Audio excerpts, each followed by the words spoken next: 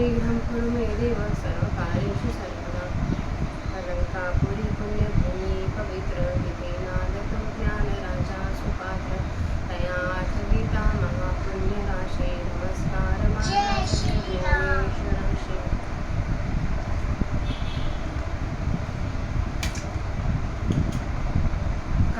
कालच्या मागूच्या सभेपर्यंत आपण अध्याय 9 मधले 29 श्लोकांचं वाचन केलं होतं आणि माऊलींच्या प्राप्तभाषेचे 414 उदाहरणांपर्यंत आलो होतो आपण.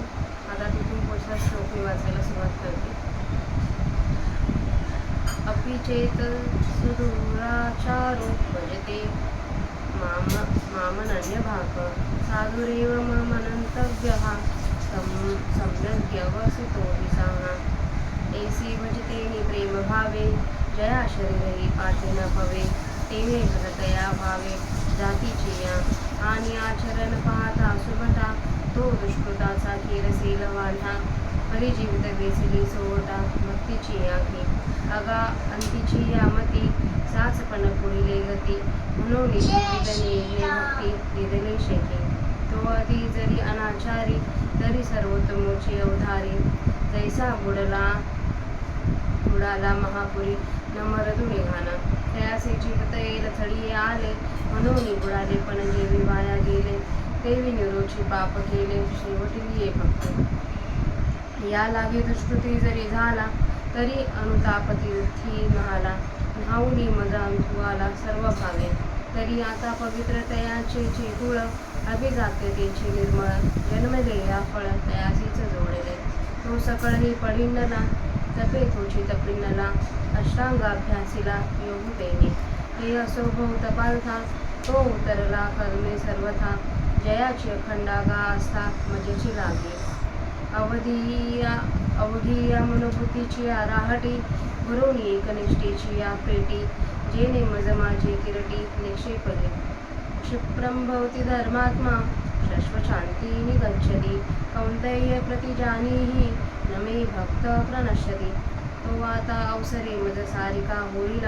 ऐसा ही भाव तुझ जाईल आगा अमृता अंतराईल तया मरण कैसे पै सूर्य जो वेळ उजे तया वेळे की रात्र म्हणिजे देवी माझे भक्ती विनजे कीजे हे महापाप नोहे म्हणून तयाची याचिता माझी जवळीक पांडुसुता देवाची तो तत्वता स्वरूप माझे जैसा दीपे दीपुला विजे तेथ आदिल कोणही नोळखीजे तैसा सर्वस्वे जो मज भजे तो मी होऊन लागे मग माझी नित्य शांती तया दशातेची कांती किंबहुना जीती माझे जीवे एक पाळता पुढत पुढही तेची ते सांगू किती जरी मी या साड तरी भक्ती न विसंभजेगा आगाकुळाची या सोपटपणा न लगा अभिजात जनी श्लाघा व्युत्पत्तीचा वावगा सोसुका वाहवा का रूपे वैसा माझा आधिलेपणे का गाजा एक भाव नाही माझा तरी पाल्लाळले कणे विन सोपटे कनसे लागली आधी कडाटे काय करावे गोमटे होसनगर ना तरी सरोवर आटले राणी दुखिया दुखी भेटले का वांज फुलले झाड जैसे तैसे सकळ ते वैभव अथवा कुळ जाती गौरव जैसा शरीरा हे सावेव परी जीवाचे नाही तैसे माझी या भक्ती विन जळवते जियालेपणा अगा पृथ्वीवरी पाषाण नसती काही पैवराची दाट सावली सज्जनी जैसे वाळली तैसे पुण्य डावलून गेली अभक्ताते निंब निंबोळी मोडून आला तरी तो कावळी यांचेच सुकाळा झाला तैसा भक्तीहीन वाढीनला दोषांची लागे का षडसखापरी वाढिले वाढुनी सोवटा रात्री सांडले ते सुनियांचे ऐसे झाले जियापरी तैसे भक्तहीनाचे जिने जो स्वप्नेही परी सुकृतनेने संसार दुःखासी अवंतपणे उगरिलेगा म्हणून कुळ उत्तम नोहावे जाती अंत्याही व्हावे वरी देहाचे निनावे पशूंचेही लागो पाहे पासावजे हाती रे हाती धरिले तेने तया काकृती माते स्मरिले की तयाचे पुष्प वाहू झाले पातळी या माहे माही पार्थ व्यप्राशित्य ये अपि सो पापयोनियः श्रियो वैशस्ततस्ता शूद्रस्तेऽपि यन्ति परां गतिम् अगानावघेती घेता ओघडी जे आघवया अंधमाची या शेवटी ते पापयोनी ही किरटी जन्मले जे ते पापयोनी मूर्ख ऐसे जे दगड करी माझ्या ठाई दृढ सर्व भावे जयांची आवासे माझे अलाप दृष्टीभोगी माझे से रूप जयांचे मन संकल्प माझाची वाही माझी आकृती बिन जयांचे रीती नाही श्रवण जया सर्वांगी भूषण माझी सेवा जयांचे ज्ञान विशेषणेने जाणीव मदची एका तेज आणि जया ऐसे लाभे तरी जिने एरवी मरण ऐसा आघवाची परी पांडवा जी आपुली या सर्व भावा जिया वया लागे ओलावा मीची केला ते पापयोनी ही होतो का ते श्रुती दीतही न दैती देवा होतो का परिमजसी तुकिता तुका कुट्टी नाही पाहे पा भक्तीचे नि आथिलेपणे दैती देवा आणि लेहुने माझे नुश्रेहत्वा लेणे जयांची महिमे तो प्रल्हादुगा मजसाठी घेता भोवता सदा खिरडी काजे मिया द्यावे ते गोष्टी तयाची आजोडे एरवी दैत्यकुळ साचोकारे परी इंद्रिय सरी न लाहे उपरे म्हणून भक्ती गा येथ सरे जाती अप्रमाण राजाज्ञेची अक्षरे आहाती तिये सामा एक जया पडती तया सामासाठी जोडती सकळ वस्तू वासुनी सोने रूपे प्रमाण नोहे एका राजाज्ञाची समर्था आहे तेची साम एक जैल आहे तेने विकती आघवे तैसे उमत्व तैची इतरे तैची सर्वज्ञता सरे जय मनोबुद्धी भरे माझेनी प्रेमे म्हणून कुळ जाती वर्ण हे आघवेची गा कारण एथ अर्जुना माझे पण सार्थक एक तेची भलतेने भावे मन मजा तू येथे होवावे आले तरी आघवे मागेल वावो जैसे तवची वहाळ ओवळ जवन पवती गंगाजळ मग होऊनी ठाकती केवळ गंगा रूप का खैर चंदन काष्टे हे विवंचना तवचे घटे जवन घापती एकपटे अग्नि माझे तैसे क्षत्री वैश्य स्त्रिया का शूद्र अत्यांदी इया जाती तवची वेगळा लिया जवन पवती माते मग जाती व्यक्ती पडे बिंदुले जेव्हा भाव होती मज मिनले जैसे लवणकन घातले सागरा माझे तवरी नदा नदीची नावे तवची पूर्व पश्चिमेचे यावे जवन येती आघवे समुद्रा माझे हेची कवन एक मिसे चित्त माझ्या ठाई प्रवेशे येथुले हो का हो मग आपैसे मी होणे असे अगावरी फोडावियाच्या लागी लोहो मिळो का परिसाच्या अंगी का जे मिळती या प्रसंगी सोनेची होईल पाहे पा वालभाचे निव्याजे ते वज्रांगणांची लिजे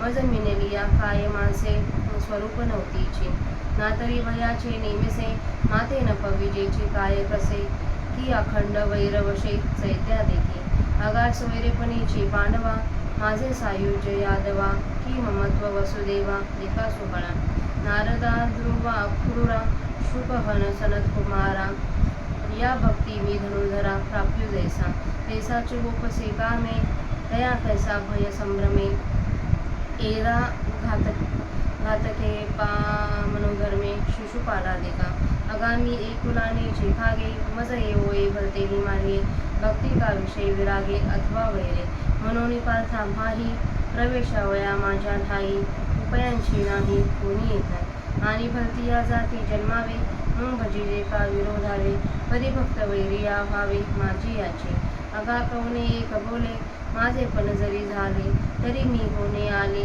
आता निरुदे या परिपाप योनी अर्जुना का वैश्यशूद्र अंगना माथे भजता सदना माझी या येते. आता आपलं 474 वाचन झालं आहे. 30 म्हटलेले पण आता आपलं टोटल 60 ओळांचं वाचन झालं. आता आपण मराठी अर्थ करूया.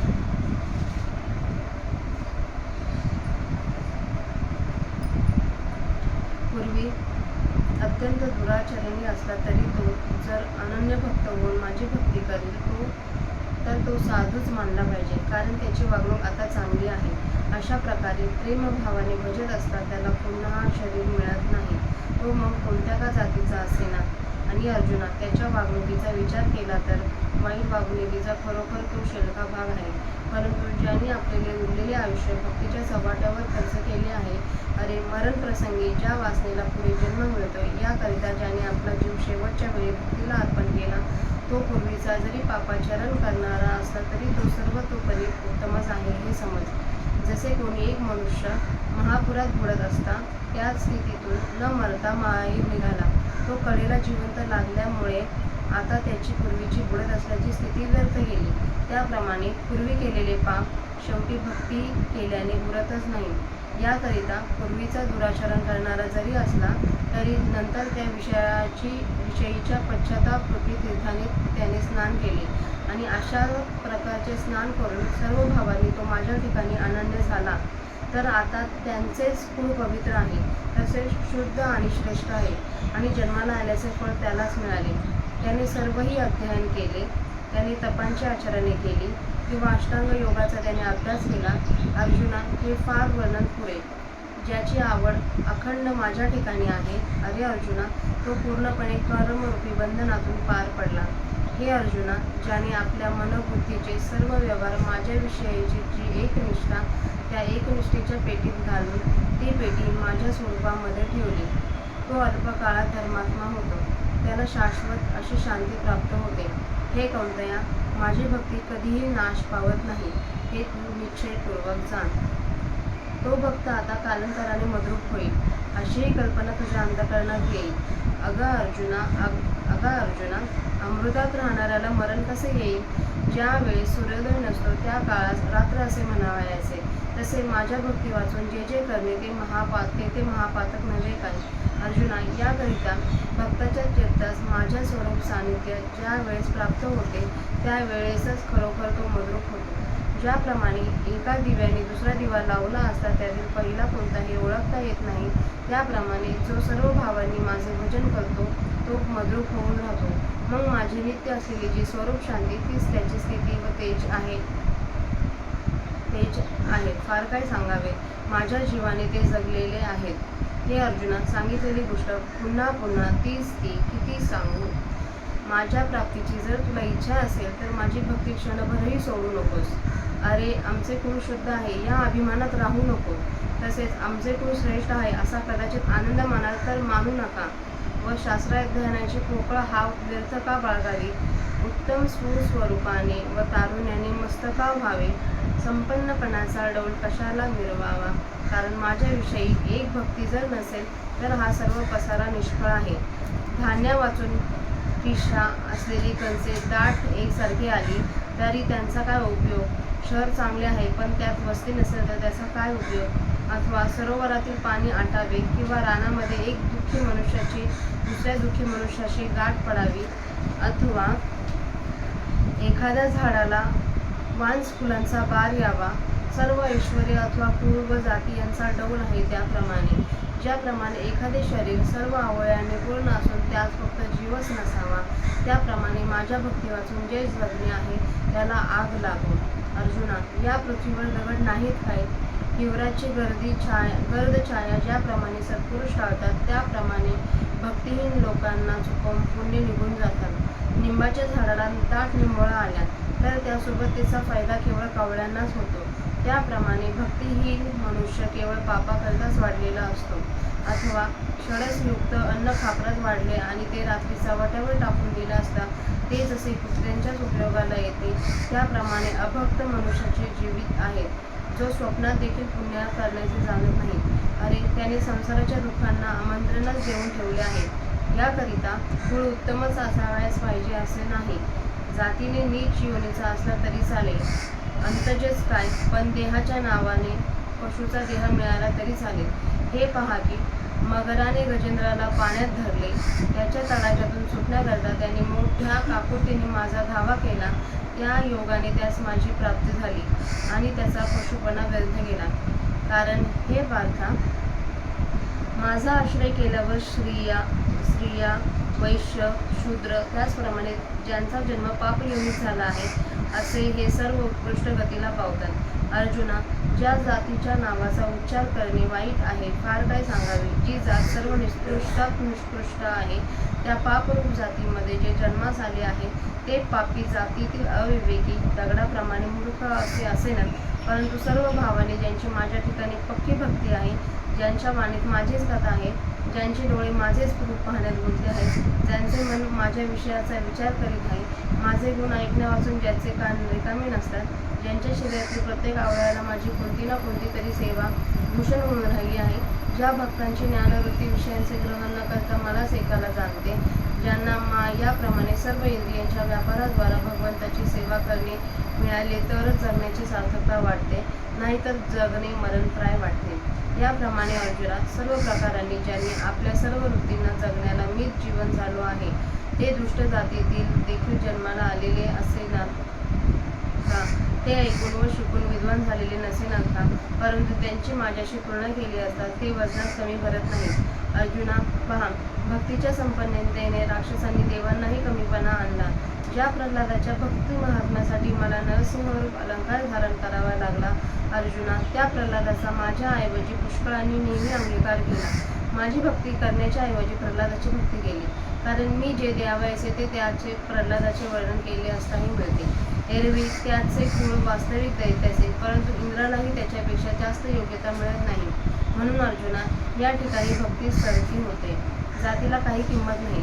राजाच्या हुकमाची अक्षरे ज्या एका कातळ्यावर उमटलेली आहेत, त्या तुकड्याच्या मोबदल्यात सर्व पदार्थ करून घेता येतात. प्रत्यक्ष सोने रुपये जरी असले आणि त्यांच्यावर राजाच्या हुकमाची अक्षरे नसली, तर त्या सोन्या रुपयाच्या व्यवहारात नाणे म्हणून किंमत नाही. व्यवहारात राजाच्या आज्ञेचा जोर आहे. तीच जेव्हा राजाच्या हुकमाची अक्षरे असलेला एक चामड्याचा तुकडा प्राप्त होतो, तेव्हा त्याने सर्व माल विकत घेता येतो. त्याप्रमाणे आपला उत्तमपणा त्याच वेळेला टिकेल. त्याच वेळेला सर्व सर्वज्ञता मान्य होईल की ज्या वेळेला मन आणि बुद्धी माझ्या प्रेमाने भरून जाईल. याकरिता अरे उत्तम कुळ, जाती, अगर वर्ण हे सर्व निष्फळ आहेत. अर्जुना, एक माझ्या ठिकाणी अनन्य होण्यातच सार्थक आहे. तेच मन वाटेल त्या हेतूने का होईना पण माझ्या स्वरूपात येईल, मद्रूप येईल असे करावे. आणि एकदा माझ्या स्वरूपात आली तर मागील जातीकुळे वगैरे गोष्टी निष्फळ होतात. जोपर्यंत गंगेच्या पाण्याला जाऊन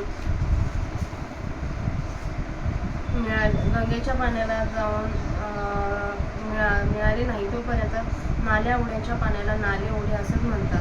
मग ते गंगेला मिळाल्यानंतर ते केवळ गंगारूपच होऊन जातात.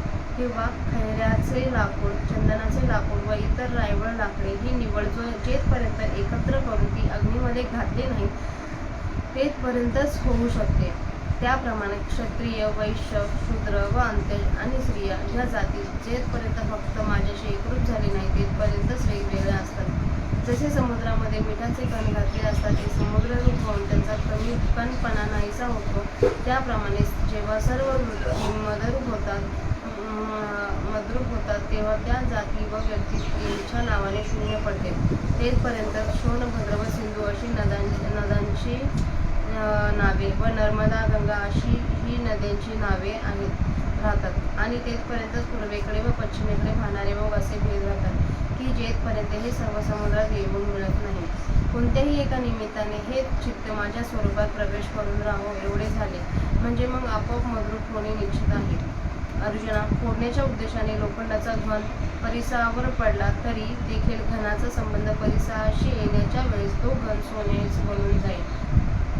असे पहा की त्या गोपीची अंतःकरणे प्रेमाच्या निमित्ताने मला येऊन मिळाली असता त्या गोपी मद्रूप झाल्या नाहीत काय?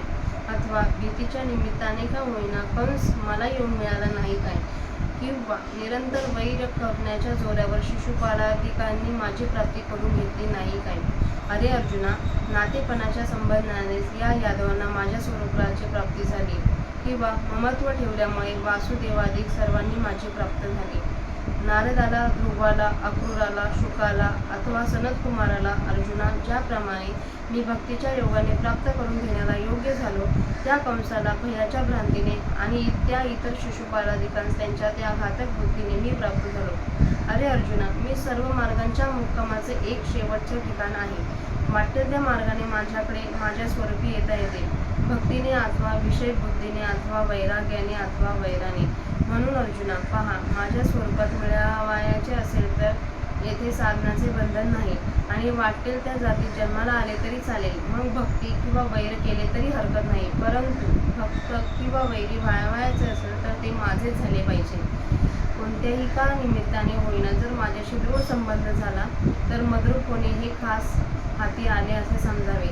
याप्रमाणे अर्जुना, दुष्ट जातीत जन्माला आलेले किंवा वैश्य, शूद्र अथवा स्त्रिया यांनी माझे भजन केले असता ते सर्व माझ्या स्वरूपाला येऊन मिळतात.